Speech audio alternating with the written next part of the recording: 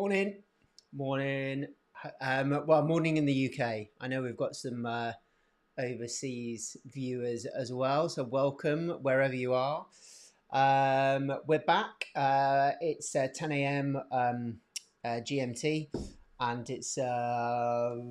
yeah, we've had a week break because of public holidays in the UK. We've got another one next week, just to forewarn you. So we just seem to have holidays all the time in the UK. It's great. So next week we're off again, and then we're back on the following week, and then believe it or not, we have another public holiday at the end of May. So yeah, just to forewarn you. So we've got a few coming up in the month of May, which is really good for us. Right, let's get you guys going. So this is where we finished off last time. We were looking at some pathology of some of the bones in the wrist. And so if someone comes in with wrist problems, then some of the things to consider. And especially if, like with things like this, avascular necrosis, we it can be something that happens quite traumatically, but the symptoms may take some time to manifest because of the slow necrosis of the bone.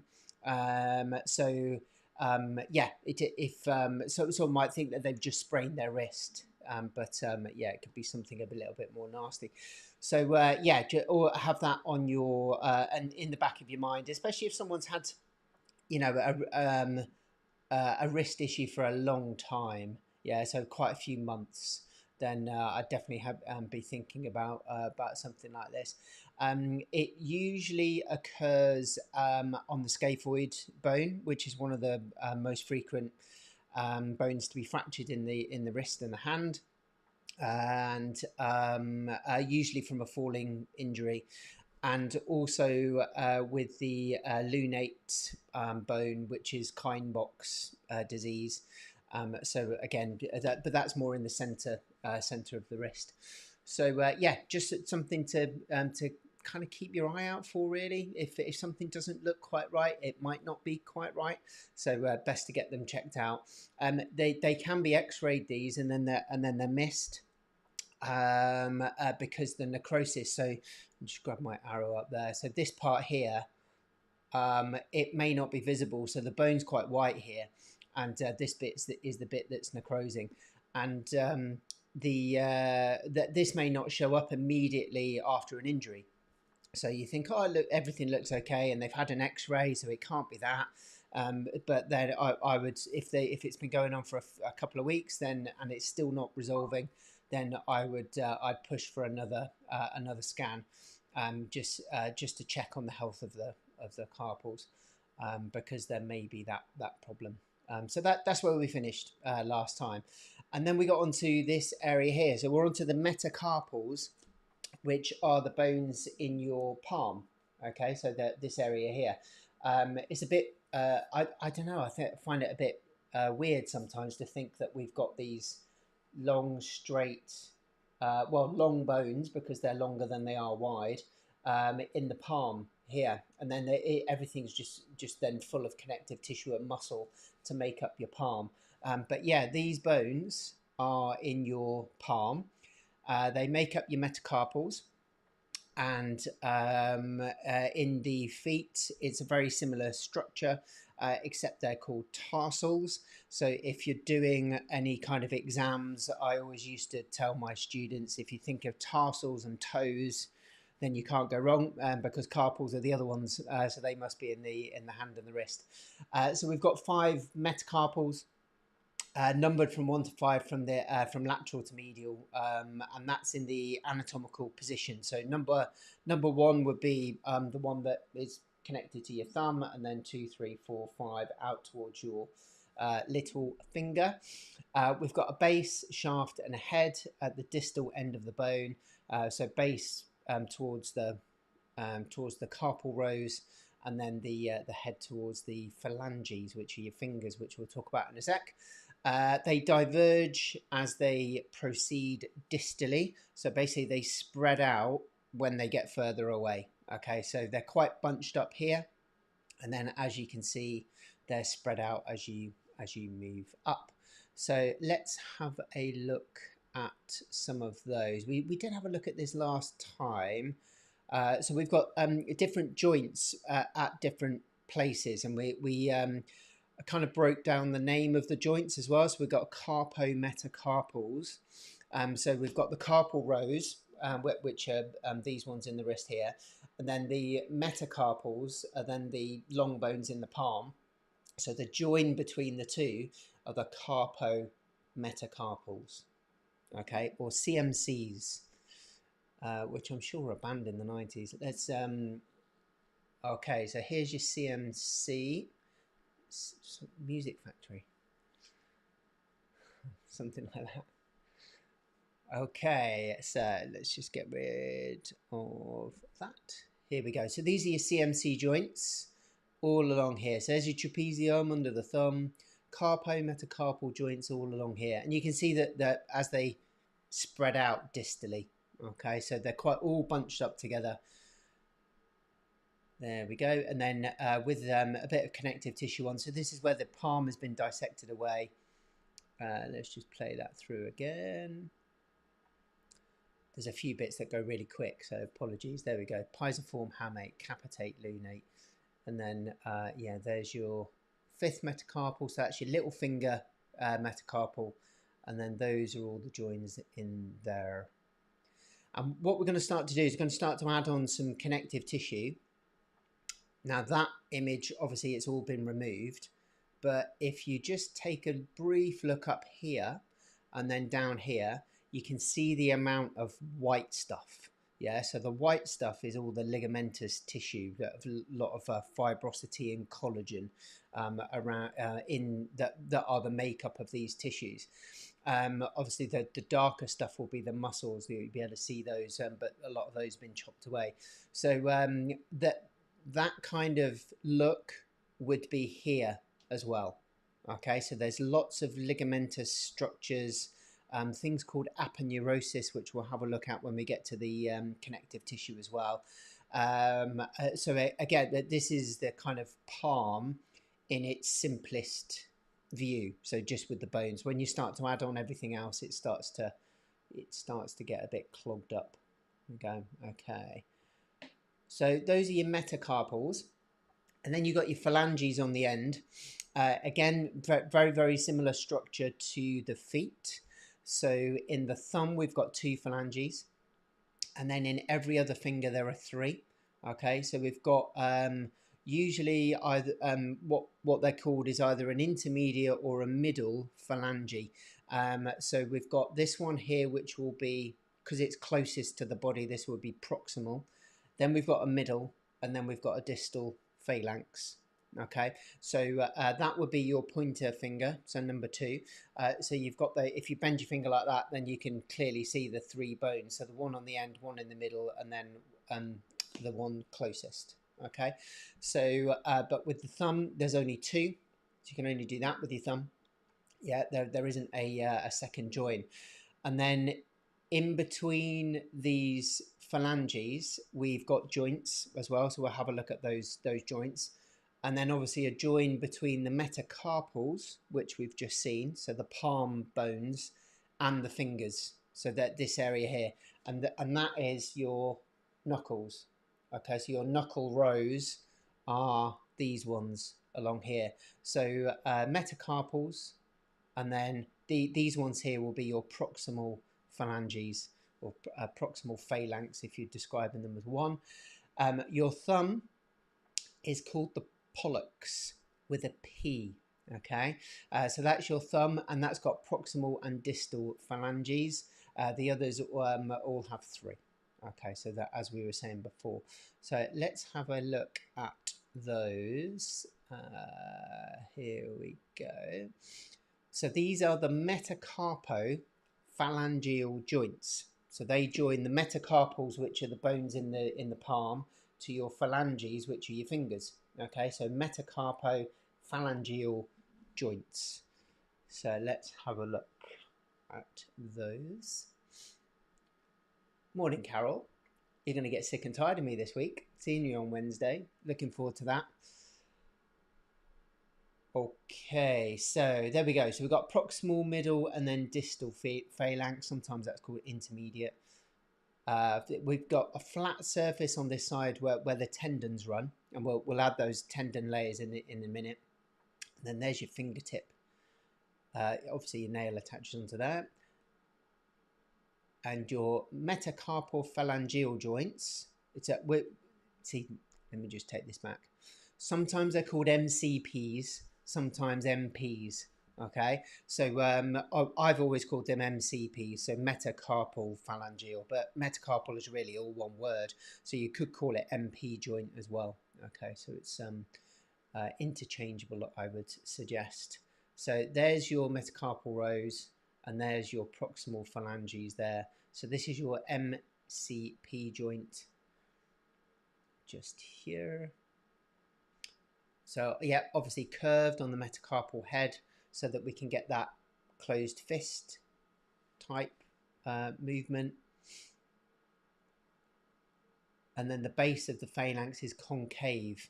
Yeah, so it's got a curved structure to it, so it fits around the head of the metacarpal. And then these are the movements that are available. So you've got flexion and extension, and then to some extent some adduction and abduction.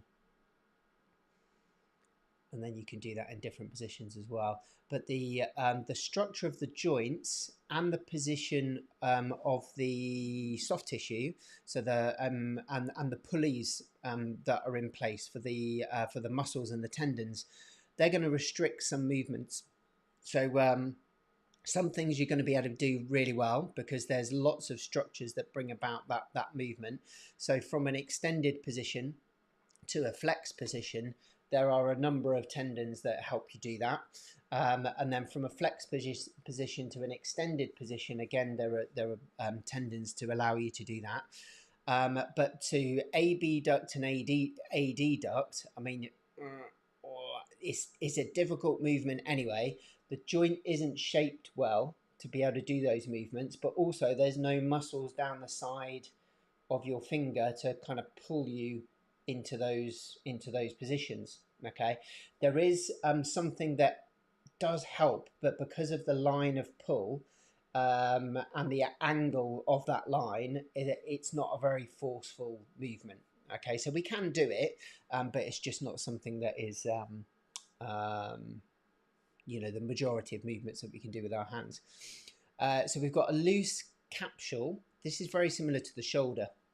A loose capsule on the dorsum of the hand, okay, so on the back surface of the hand, so that the fingers can fully flex. Yeah, if the capsule around that joint was quite tight, then you wouldn't be able to flex. So yeah, you've got full flexion there, and then it's able to come back again. So it's very similar to the shoulder. So obviously you can reach your arm up above your head. So the capsule of the shoulder on the inferior aspect, so underneath in your armpit, that's quite loose, so that when you bring your arm up above your head, it then stretches out and you're able to move your arm. And then when it comes back down again, it kind of all pleats back together. Okay, so you've got that give. It's the same in the knee as well. So yeah, the structure is very similar to some of the other joints in the body. We've got a thickened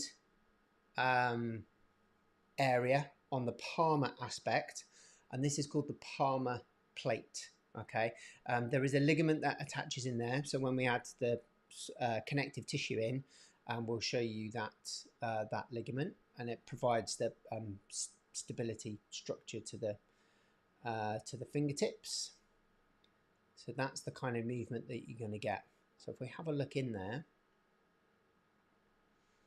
okay, you can see it is quite thick on that palmar aspect. We've got, now look at this, probably heard of these names before, collateral ligaments. So if you remember, we had ulnar and radial collateral ligaments in the elbow. We've got median and lateral collateral ligaments in the knee. We've also got collateral ligaments in the fingers. Okay, just here and here. So that they'll do a very, very similar job. So if you think about the tests that you would do to assess the integrity of the collateral ligaments in the knee, you would want to side bend the knee, so AD duct and AB duct, which is not what it's supposed to do, because those ligaments are in the way to stop it. You would, if you had a problem with the finger and it was all over the place, then there may be an injury to those ligaments because it's not able to maintain the position of the finger. Okay, so you would do exactly the same kind of test where you do a valgus and varus test for the finger, and that would assess these ligaments. So just like in the knee. Okay, so got those either side. So they, like I say, they limit valgus and varus movements. So again, the structure is going to restrict AD and AB duction at this joint. And again, similar kind of thing. So when the joint is in different positions, so when it's extended, the fingers can move side to side, but when it's flexed, you can think yourself to try and do it, but it's nigh on impossible because those ligaments, they tighten up when they're in that position. So they want your MCP joints, your knuckles, to be fixed, so then the muscles can then get a good grip on something. All right, so it's there's method to the madness. But yeah, you can AB and AD duct with the fingers straight fairly easily, but when they're flexed because of the ligamentous structures tightening up, you can't really feel it. You can't really do it. Sorry. So when the fingers are flexed, yeah, you're going to struggle moving them. Okay, cool. So those were your MCP joints. Let's just have a look at the thumb as well. Look at this one.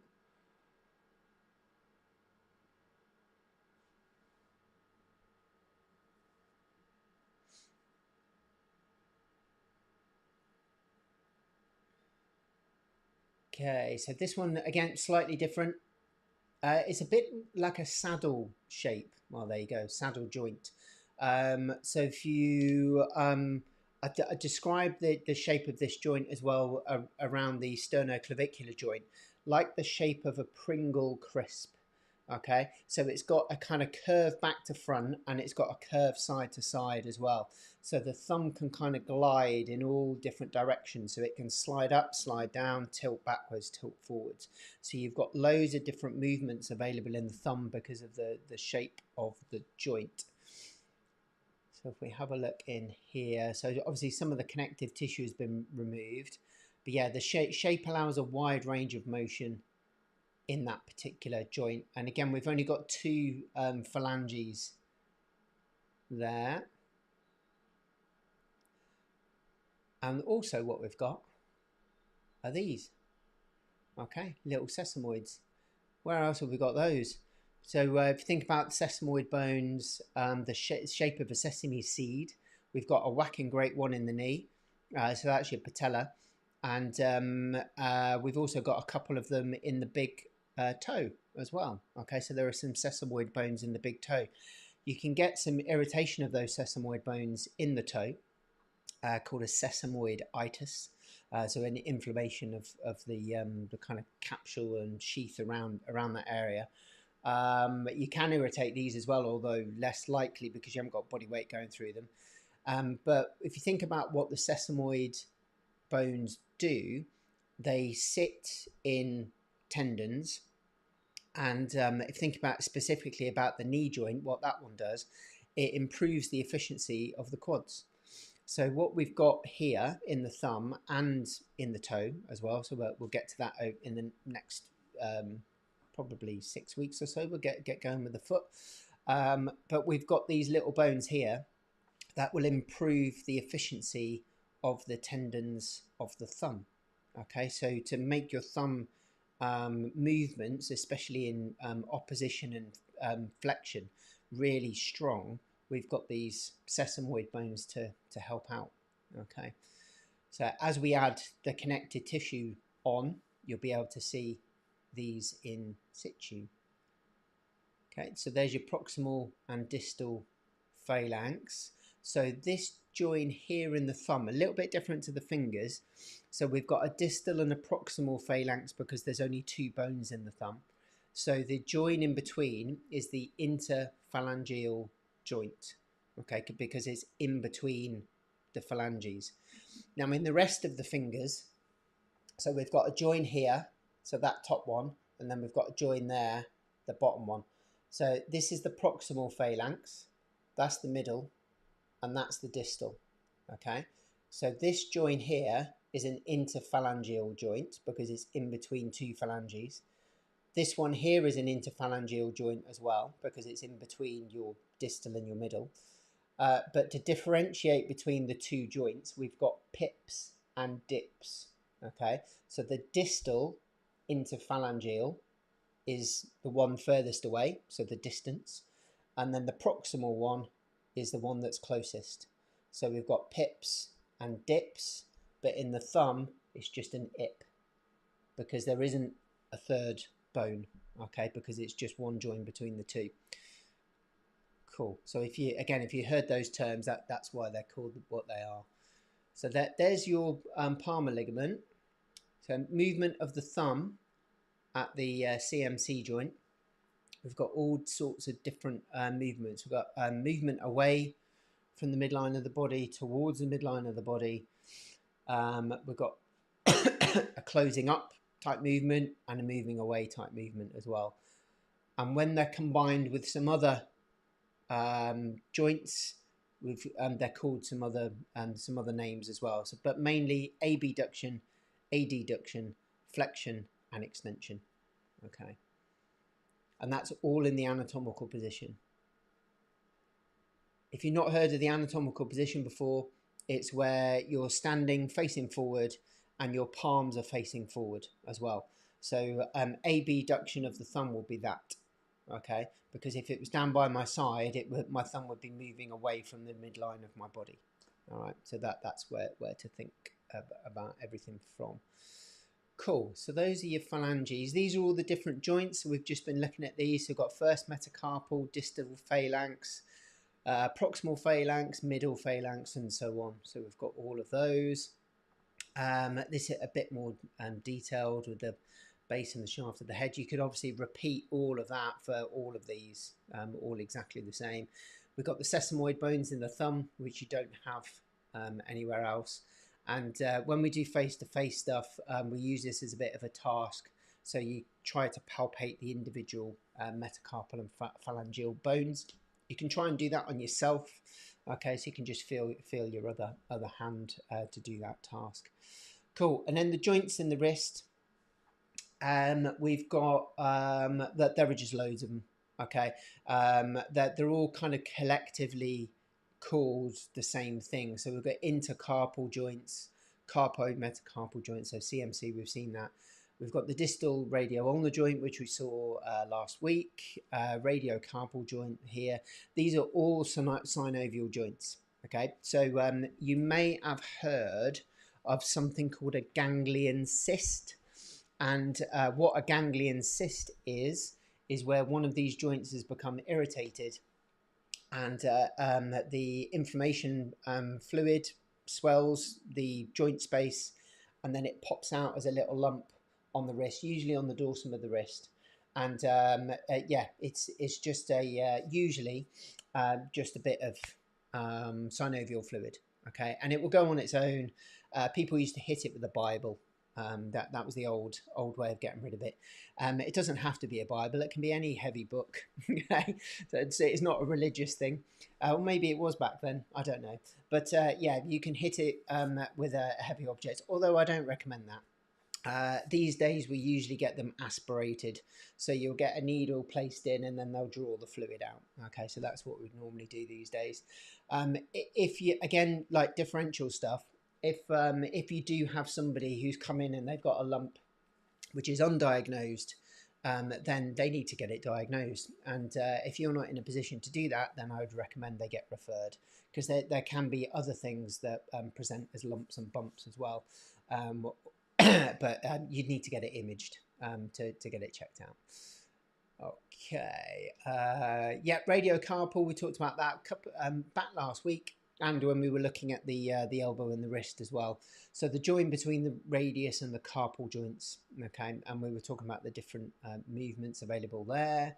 You got your mid carpal joints as well. So we've been looking at those over the last couple of weeks. Intercarpal, so in between the carpal rows. All right, so there's just loads and loads of joints. MCPs, so we've already had a look at those. So that's your knuckles. So those are your metacarpals, so the palm bones, and then these are your fingers here. Okay. And then you've got your pips and your dips. So that one would be just an ip, and then these ones here, because they're closest, these ones would be proximal interphalangeal, these ones distal interphalangeal. Okay, so pips and dips for those. Yeah, here we go. So there's your metacarpal joint, just there. So that's your knuckle. There's your pip, and then there's your dip, just there. Okay, so if you ever get your hand x-rayed or you see imaging, that kind of thing, then that's what they're talking about. Okay, perfect. Right, let me just switch my PowerPoint to this one. I'm going to start layering on some of the connective tissue now, okay, and have a look at some of the images of those too. In fact, before we do that, I just want to go over this. So we did do this last time, but these are some of the connective tissue around the carpal tunnel. Okay, so we had a look at the carpals last week. We did have a look at this last week as well, but now it's a good time to revisit it again. So there's your tunnel. Okay, so this is on the palmar aspect of the wrist. Pisiform bone, hook of the hamate is just behind it, just there. You got your trapezium under the thumb. You got your scaphoid just there as well. And it's these bones that form the connection for the roof of the carpal tunnel. Okay, but we're going to have a look at the floor of it now. So that look at that there. Let me just pause that. Remember when I was saying that you can't really make stuff out? Yeah, so you can't palpate someone's carpals and go, oh yes, you've injured your intercarpal ligament between the I don't know, the scaphoid and the trapezium. It's you literally can't palpate. Look at them. There's so many, and they all cross over and they all merge into each other as well. So the connective tissue around this area is like is just like a web. Okay, so to be able to break these down into individual things, especially in terms of assessment, it's impossible. Yeah, absolutely impossible. But this is what will form the floor of your carpal tunnel. Okay, because you can see the roof has been taken off here. There's your trapezium, scaphoid. There's your pisiform and hook of the hamate just there. So as we have a look there, then it forms this U shape. Yeah. So that's your carpal tunnel just there. So I just wanted to revisit that just to show you that it's not easy to assess things in the hand. Here we go. So these are your palmar ligaments. And like I said, you've just seen them. Yeah. So they go everywhere. They kind of crisscross across everything, keeping everything in the palm in place. All right. So the really tough structures have to be, because we're using our hands a lot, really important areas of the body for us. So they need to be nice and stable. The ligament stabilizes the palm of the hand. The palmar radiocarpal ligaments are from the radius to the two rows of the carpals, and then the ulnar carpal ligaments are from the ulna to the two rows of carpals. So literally extending from your radius and ulnar bones into the palm. Okay, and yeah, again on that carpal tunnel video, you've literally just seen it. Okay, so it will shoot across and it will cover those first two carpal rows. So yeah, there's no distinguishing between these. Collateral ligaments. So we've got collateral ligaments in the wrist as well. We've got an ulnar collateral and a radial collateral. So these will attach from your forearm bones into the wrist here as well. So we've got ulnar collateral ligament provides medial support.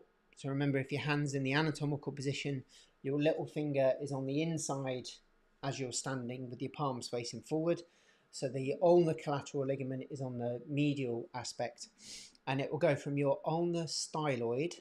So that's the sticky out bit here on the ulnar. All right, you can palpate that really easily, and then it will go to the triquetrum. Okay, so it will just drop off that into the triquetrum. And then the radial collateral, which is on the thumb side, you can feel the styloid process just in there, and then that will go to the scaphoid, which is the first, again, the first bone you come to just off of the radius. Okay, so just in there. And again, so that one is remember the scaphoid is the one that is commonly injured. Okay, so just to reiterate that. Now, this is something that you can kind of test. There is a test for it, and it's the TFCC, so the Triangular Fibrocartilage Complex, TFCC. And what it does is it's like the reins of a horse, which controls the movement of the radius around the ulna. Okay, so if I just go back to a video that we saw a little while ago, here we go. Okay, let's just have a look at this. So we've got radius and ulna, and in the wrist, the radius is bigger than the ulna. It's the other way around compared to the elbow. So that's the ulna, that's the radius just there. So the radius, look at the shape of it. It will rotate around the head of the ulna. And to maintain, there's the ulnar styloid just there. To maintain the position of it, we've got connective tissue to help glide it around that curve. So there's the joint surface just there. There's the styloid on the radius. And then there we go. Okay, so we start to add a bit of connective tissue on now. Look at this. Okay, so that's the radius gliding around, and then here's your TFCC.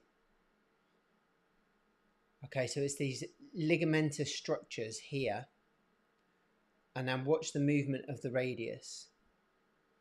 There's like a disc in there as well. It's a bit like a meniscus. Look at that. Look at it go. Okay, so it literally like flips over. Let me just play that again. So we've got an attachment on the ulna. So as you pronate and supinate, the triangular fibrocartilage will help guide it around that movement. Okay, so into pronation and supination.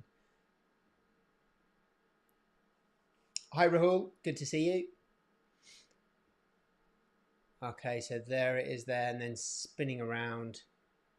So that's your TFCC. So it's on the ulnar aspect. And the test that you can do, just go back to this. The test that you can do is a compression test. So you try to compress that TFCC and then apply a compression force to squeeze the joint. But you can see what it does as well. So if someone is struggling with rotating their wrist into pronation and supination, there may be an injury to the TFCC, so that might give you a bit of a clue. And then if you ulnar deviate and then compress that joint, then and it's painful, then they need to be checked basically. Okay, need to be have a scan. So yeah, the triangular fibrocartilage helps to spin the radius around the ulnar head distally. Okay, so around that wrist. So yeah, the reins of a horse to control the radius. That's what the TFCC is. It comprises of all of these things. So distal radio-ulnar ligaments. You got your UCL, the ulnar collateral ligament, which is what we've just been looking at. There's so many little three-word acronyms. ECU, extensor carpi ulnaris. So the extensor carpi ulnaris, the muscle that does that movement, the subsheath of that, so the connective tissue that keeps it in place, helps to form part of that TFCC as well. And then the ulnar carpal ligaments, so those are the ones that attach onto the ulna and then go into the carpal rows, which again, which we've just looked at. So there's loads of stuff going on. You will never ever say, oh yes, you've injured your UCL. Yeah, you just won't be able to tell, not from palpation or assessment or anything like that. So if you think that there's a problem here, then again, you need to get them imaged. Okay, so we're moving now onto the bit of the connective tissue around the wrist, and one of the areas of connective tissue is called the retinacula. Again, if you've been following this program for a little time, you would have heard of retinacula in other areas of the body as well. And the retinacula is like skinny jeans. Okay, so if you didn't have retinacula in your wrist, so we've been looking at the muscles around the forearm. And but we haven't gone into very much detail, but they start here and then they go into the hand. Okay, so they start around here and then into the hand. They will have very long tendons. Okay, so if I did that and there was nothing keeping them in place, then the tendons would all come out here. Okay, so to improve the efficiency of these muscles and to keep the tendons in place, you need skinny jeans. Okay, so the retinacula are your skinny jeans, and they keep all of those tendons wrapped around the wrist, so they glide through certain points, and then when you want to produce force, you can do this and you can grip. I mean, you can hold your body up on your fingertips. It's crazy. Yeah, you weigh like 80 kilos and you can hang on your fingertips. That's just immense strength from these relatively small muscles, and it's because of the efficiencies that we've got with the design of the hand and the retinacula. It's phenomenal, really, when we think about it. So retinacula means to retain, so we want to keep those tendons in place. All right, that's what they're there for. We have a flexor retinacula, so flexion is that. So we've got flexor retinacula on the palmar aspect. We've also got extensor retinacula on the dorsal aspect as well. So it wraps around the whole wrist. So all of the extensors will go up through the extensor retinacula, and all of the flexors will pass underneath the flexor retinacula. Okay. Now the flexor retinacula is quite famous because of this yellow structure on this image here, which is the median nerve. Okay, so quite often what will happen is if there's swelling, some kind of hypertrophy of something within this space, it can compress the nerve. So the operation that people can have is a release of the flexor retinacula.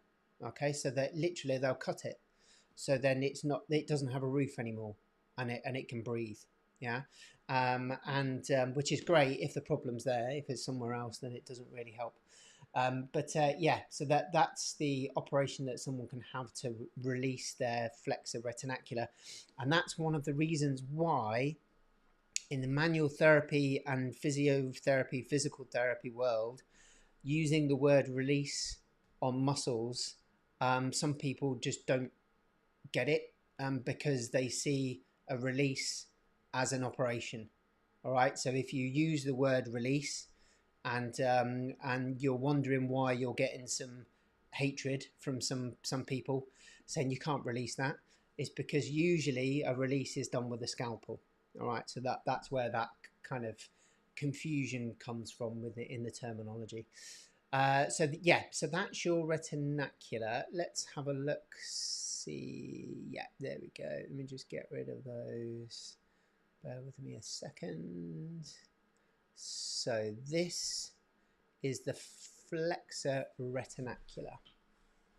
Tell me out. We'll do this and then we'll finish there. Okay, so this is the one. Flexor retinacula is the one that's there. Okay, so on the palm. Here we go. So there's your carpal tunnel. So we saw the floor of that a second ago. Now there's the roof. So the flexor retinacular is the roof of your carpal tunnel. So underneath here, you've got your scaphoid and your trapezium, and that's where the retinacular will attach onto. So they'll attach onto there, or on the thumb side. On the little finger side, they'll attach onto the pisiform bone and the hook of the hamate. So that's why those 4 bones are quite important to remember, because they provide the attachments for the roof of the carpal tunnel.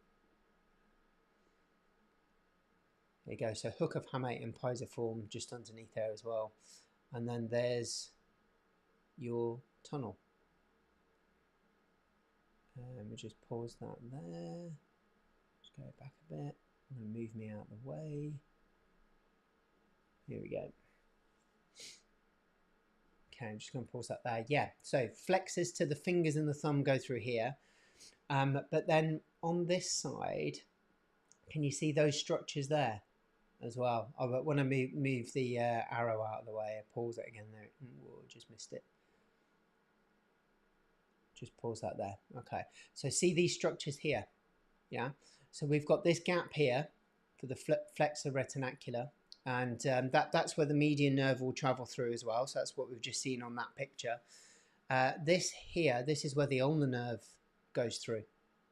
Okay, so this is why the ulnar nerve supplies these 2 fingers in terms of sensation, and part of this finger. The median nerve, these 3, and then a little bit of that one. Okay, so usually the issues you have, the issues you have with carpal tunnel is to do with the median nerve, and that's because it goes under the tunnel. Okay, the ulnar nerve isn't affected because it doesn't go under the tunnel. All right, it goes over the top of the tunnel in its own little sheath just here. But where it does go under is the hook of the hamate. So quite often what you'll find, especially with cyclists, if they're cycling for any long period of time, is if they compress the hook of the hamate with their hands, because you usually in a road bike riding position, you're kind of resting on that part there, you can compress the ulnar nerve, which will make these 2 fingers go numb. Okay, it's very, very common in cyclists, and that is why in cycling gloves you'll have protection here, a bit of padding to stop that compression. Okay, so and that's why, it's because of the structure. So the ulnar nerve will go over the top, the median nerve goes through the tunnel, and that's why the median nerve is the one that's affected. Okay, so there's your tunnel going through there. So there's your retinacular over the top. We've got a couple of other mini tunnels, which we were just talking about. So flexor carpi radialis will go through here. We'll talk about that when we get to the muscles. And then the ulnar nerve and ulnar artery will go through that tunnel there. So they don't get compressed, okay? And that's why. Cool. And I think perfect timing. That will do us for today, I think. Right then. So yeah, bones, joints done for the wrist and the hand. Onto the connective tissue now. So we've obviously started that today. We are away next week again. In the UK, it's a public holiday. So yeah, we're off next Monday. Back for a couple of weeks, and then the last Monday of May is another public holiday in the UK. So we've got a couple of breaks during May. Yeah, so nothing next week, but I'll be back the week after, which will give you plenty of time to revise your hand anatomy. Okay, hope you have a good couple of weeks, and yeah, I'll see you in May. Take care.